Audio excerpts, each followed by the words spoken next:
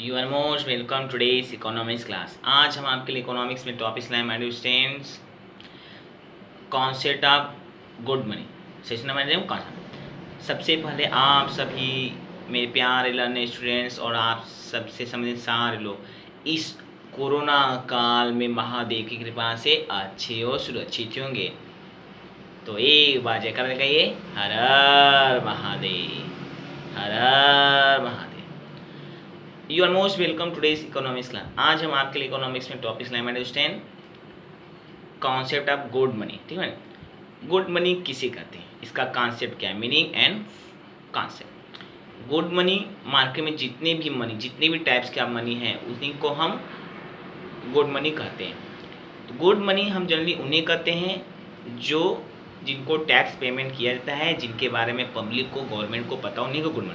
Bad money मुझसे कहते हैं जिस मनी के बारे में गवर्नमेंट को पब्लिक को नहीं पता, उसे बैड मनी कहते हैं। Okay match. तो कॉन्सेप्ट ऑफ गुड मनी, तो यहाँ पे ग्रेसम्स का ला है कि bad money derives good money out of circulation. Okay match. तो गुड मनी यानी गुड मनी वो है जो जितने भी मनी की जो भी फंक्शन है, primary function, secondary function, tertiary, जो मनी के फंक्शन होते हैं प्राइमरी सेकेंडरी, उसको पूरा करे, उसी को हम मनी कहते हैं। Okay match. और कॉन्सेप्ट ऑफ गुड मनी का मतलब गुड मनी वे हैं जो मार्केट में जिनकी सप्लाई बनी रहती है, जिन्हें पब्लिक और गवर्नमेंट के बारे में पता, उन्हीं को गुड मनी कहते हैं। Okay match. दूसरी भाषा में हम गुड मनी को वाइट मनी और ब्लैक मनी को बैड मनी कह सकते हैं। यानी कि बैड मनी क्या है, पहले हम चर्चा करेंगे गुड मनी और बैड मनी क्या है, फिर हम चर्चा करेंगे concept of good money. Okay match. Good money वह है जिसके बारे में पब्लिक को गवर्नमेंट को पता रहता है, उसका एक डिटेल लिस्ट पब्लिक गवर्नमेंट के पास होता है, पता होता है। और गुड मनी वह होती है जिनकी मार्केट में बराबर सप्लाई बनी रहती है और वे सारा फंक्शन करती है जो एक मनी का फंक्शन होता है। तो इस तरह की मनी को गुड मनी करें। एक होता है बैड मनी, और गुड मनी को हम दूसरी भाषा में वाइट मनी भी कह सकते हैं। एक होता है बैड मनी जिसे हम दूसरी भाषा में ब्लैक मनी भी कहते हैं। ये इस तरह की मनी होती है जिनका मार्केट में बराबर सप्लाई नहीं रहता, इसके बारे में नहीं पब्लिक को गवर्नमेंट को नहीं पता, ये केवल पार्टिकुलर व्यक्ति को ही बस पता होता है। तो इस तरह की मनी को मार्केट में बैड मनी या ब्लैक मनी भी कहते हैं। फॉर एग्जांपल, जब कोई इंडिविजुअल अगर टैक्स पे ना करे, या कोई मनी है अपने इनकम सोर्स को छुपा के रखे, टैक्स की पेमेंट ना, तो इस तरह के जो सेक्रेट मनी सोर्स होते हैं उन्हीं को बैड मनी। अब हम आते हैं concept of good money. Concept of good money में ग्रेसम ला ने कहा था, according to Gresham law, bad money derives good money out of circulation. जो बुरी मुद्रा है अच्छी मुद्रा को चलन से बाहर करता है। यानी इसको दूसरी भाषा में हम घुमा के कहें, black money derives the white money out of circulation. यानी मार्केट में जितने भी ब्लैक मनी है वो वाइट मनी को मार्केट में सप्लाई से आने से पहले दूर कर देता है। इसके नुकसान ये होता है कि मार्केट में तो ब्लैक मनी तो आ जाता है, उससे लेन देन तो होता है, लेकिन वाइट मनी गायब हो जाता है। और गायब हो जाता है तो उससे इसका फर्क इंडियन इकोनॉमी पे पड़ता है।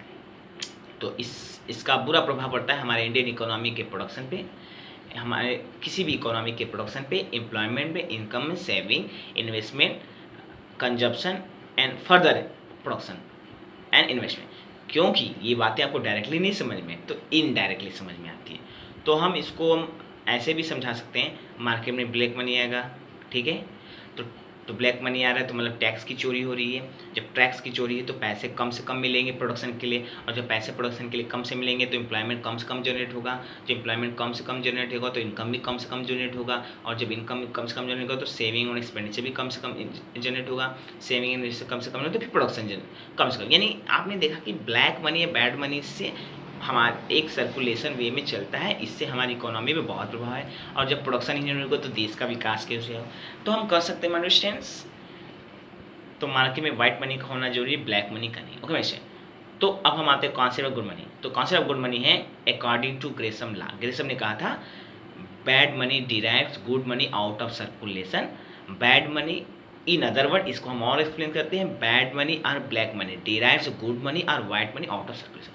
तो इस डेफिनेशन के आधार पे हम कह सकते हैं कि गुड मनी या वाइट मनी वह मनी है जिनका मार्केट में बराबर लेन देन होता रहता है, मनी सप्लाई बनी रहती है, जिनके बारे में पब्लिक को, गवर्नमेंट को पता होना है, उसी को।